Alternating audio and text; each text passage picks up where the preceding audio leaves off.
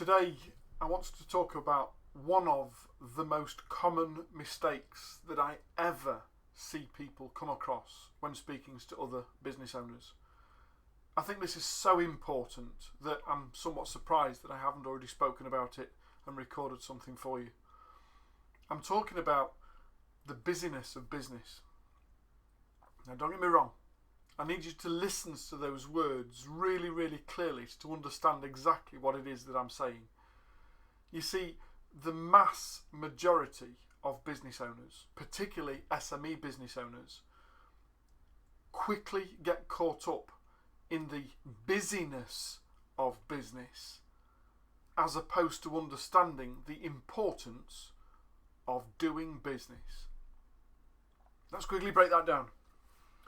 The business of business is business.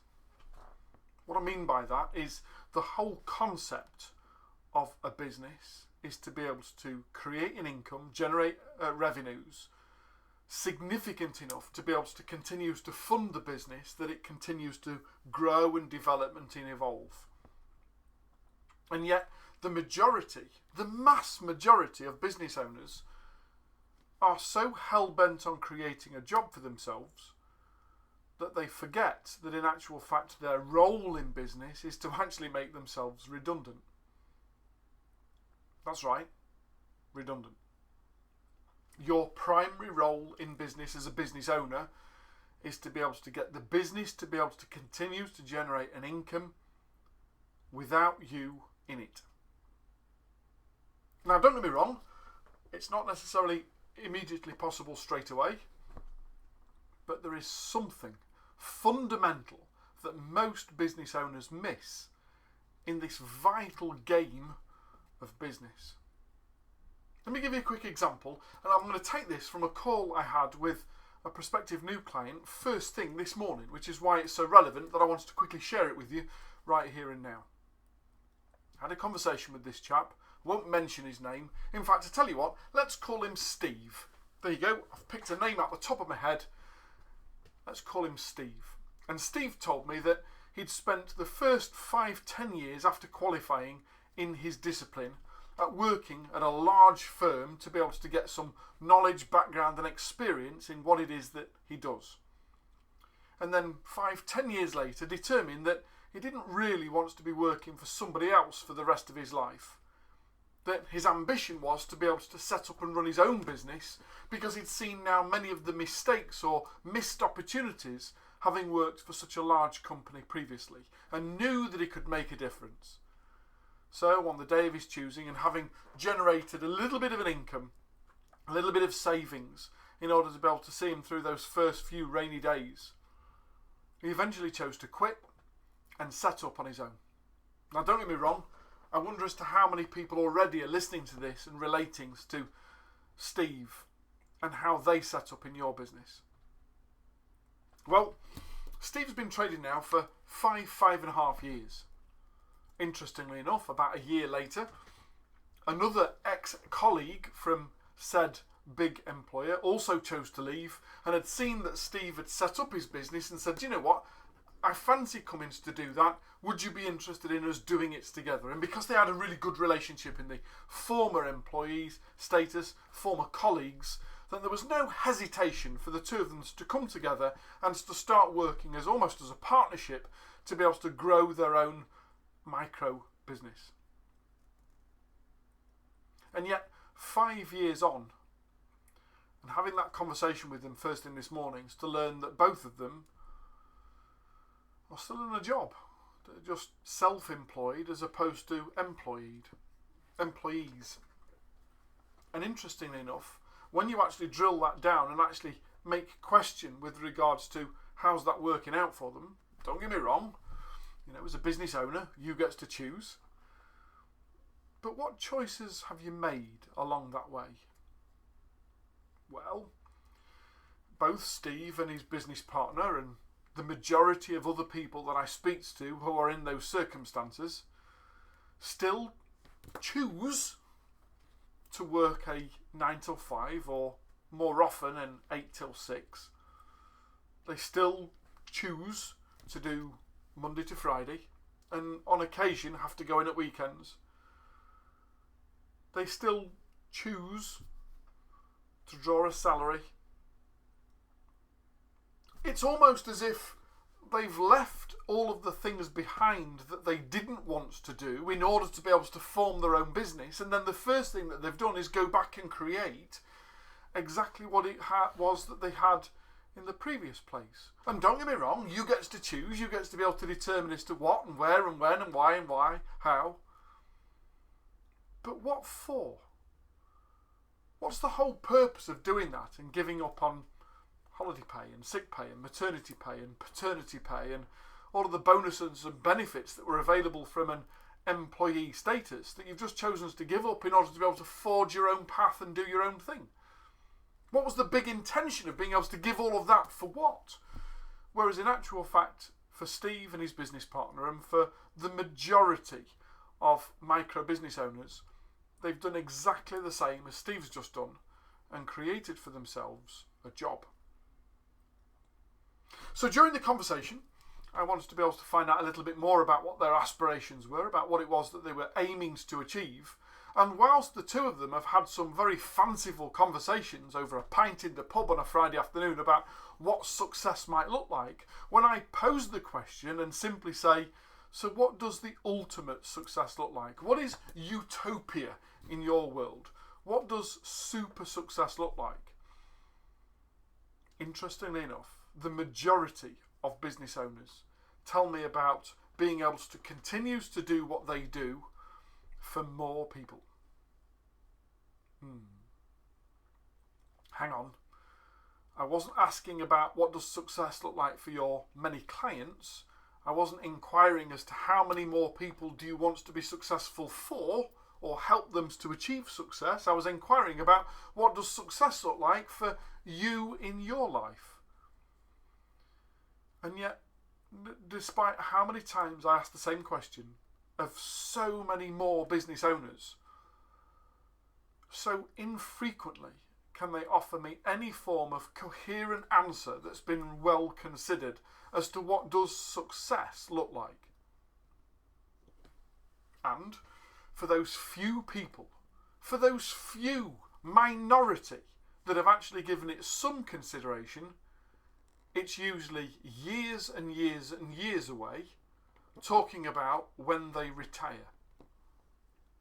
They have this notion that success can't come to them until they're 50, 55, 60, 65 years old, and that success has to be a lifelong journey of work and hard and effort in order to subsequently being able to draw a pension. And yet when you ask them about, so are you contributing into a pension scheme right now, they look at you as something foreign or weird or alien, as if to say, well, where do you think all of the money from the business is going to come from if we don't reinvest in the business?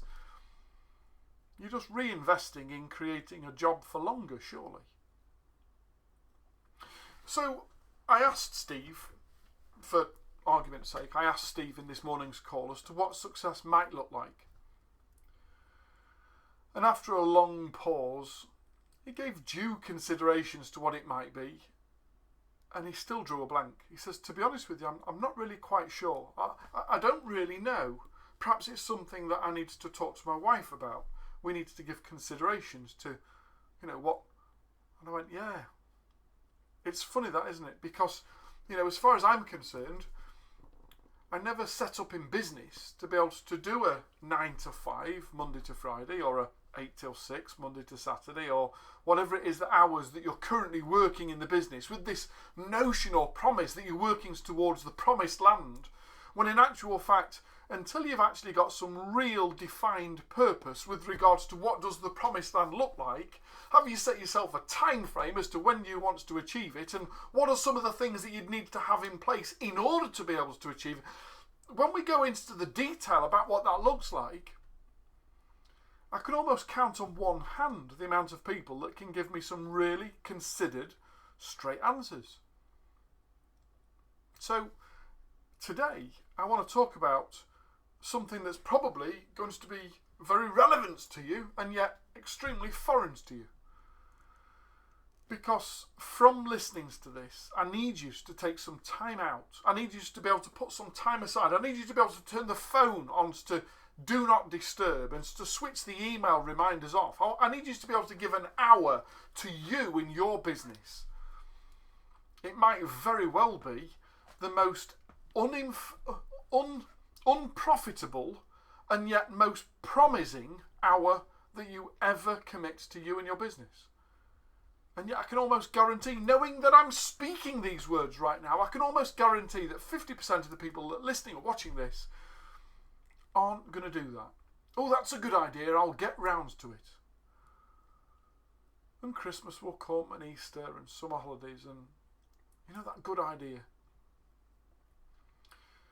So I need you to commit to when are you going to commit to giving yourself an hour, just a single hour, with no interruption, where you can sit down and establish the date and time in which you're going to sell your business and consider it a success.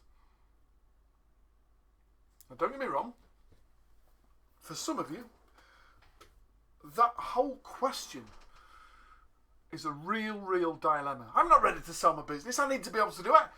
What would I do next? There's all of these alarm bells going off to say, well, what would I do? I've still got 20 years left before I retire. What would I do then if I didn't have a business?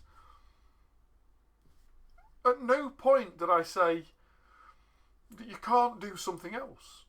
At no point did I not say you can't continue to receive some form of income from this business whilst you're off doing something else. At no point did I even suggest that you're not going to sell it for so much money that you'll never need to work again. And yet automatically, the moment I've suggested that perhaps you're going to sell this business, and the notion is that it's not going to be ready for sale for some years to come, and when it is, the panic of what you would do next is sufficient to prevent you from coming up with a date and times to be able to do so. So, I want you to take a blank sheet of paper. It's probably going to be a large, at least A4 piece of paper, because I want you to write a number of things on it. And at the top, I want you to write down the date and the number in which you will consider this a success. First of all, the date in which you would consider selling if the number on the other side of the piece of paper is on offer. So, a goal and a deadline. What I'm trying to achieve and when I need to achieve it by. The goal, how much I'm prepared to sell the business for, and the deadline, when I want to be able to achieve that. Now, don't get me wrong, there is nothing worse than someone trying to do this on the back of a fag packet, or fag packet maths as we used to call it. You don't have to smoke to be able to do it in such a terrible manner. But there's nothing worse than somebody scribbling down, £1 million. Really? With respect, what's £1 million these days? It might sound like a lot of money, but it's not. If you divide £1 million by the rest of your life, you might have got down to about 35, 40, 50,000 pound a year. And is that a millionaire lifestyle? Will that give you the house of your dreams and the car and the holiday and all the other stuff that you'd like to do once you've retired? Probably not.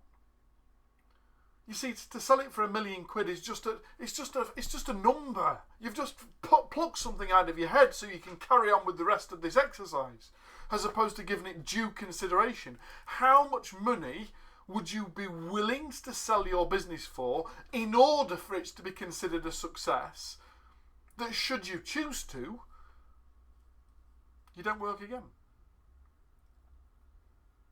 What figure are you prepared to sell the business for? And when would you consider doing it? Interestingly enough, if I came into your business and offered you £1 million cash tomorrow, would you accept it? Interesting. What would need to happen in order for you to sell your business tomorrow? What are the things that you would need to have in place in order for the business to continue to be sustainable, for it to be worthy of my £1 million? What are the things that would have to happen? Because I almost guarantee that for 99% of the people watching or listening to this, that if you were to sell your business and walk away tomorrow, your business would potentially fold and die within the next 12 months. There's a damn good chance that you are so much in the busyness of your business that when you leave, it stops. And even if you've already got a small team supporting you, the majority of people I come across, just like when I met Steve this morning, the few people that are within the business are there to support them doing the business. They've got a PA and they've got somebody that does a little bit of this and a little bit of the other in order that they can concentrate on their job. But the moment that they stop, it stops. It's not sustainable. It's just a job. Don't get me wrong. There's nothing wrong with that. If that's what you want from life, if that's what you want as opposed to having to go and work for somebody else, then cool. I hope that works out for you. But a holiday becomes really, really expensive when not only is the cost of going away to consider, but the cost of not earning anything and the risk of losing clientele whilst you're away sometimes prevails people from ever leaving the UK or a laptop at the end of a mobile phone. That's not a holiday. That's just working elsewhere. And ironically, nowhere have I seen in someone's success plan, when they talk about what they want for the business and what success really looks like, does it say, tied to the end of a laptop at the bequest of the clients that we've already got. It's funny that, isn't it?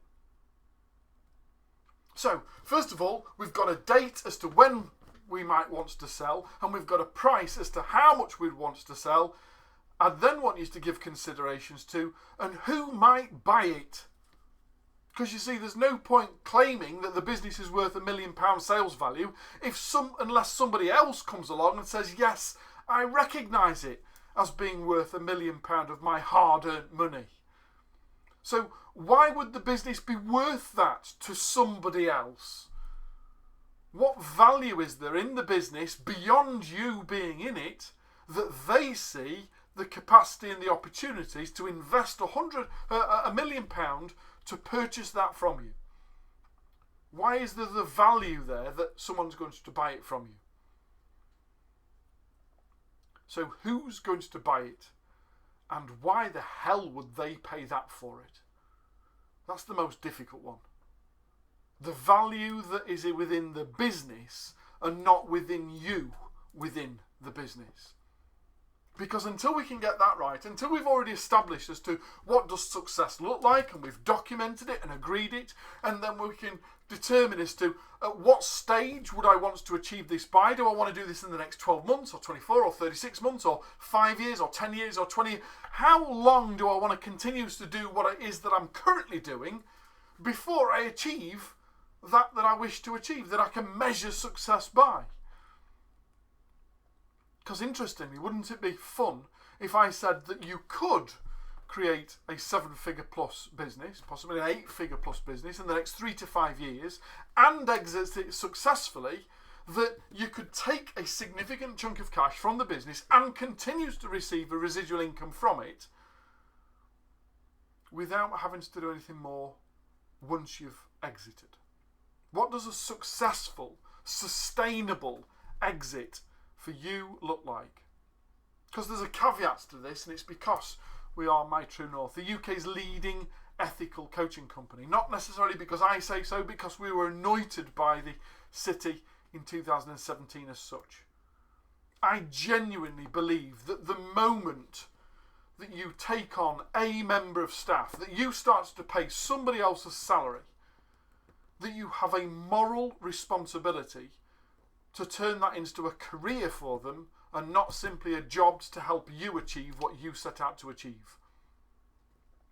I can't help people that seem to think that it's okay to achieve what they set out to achieve at the expense of everybody else.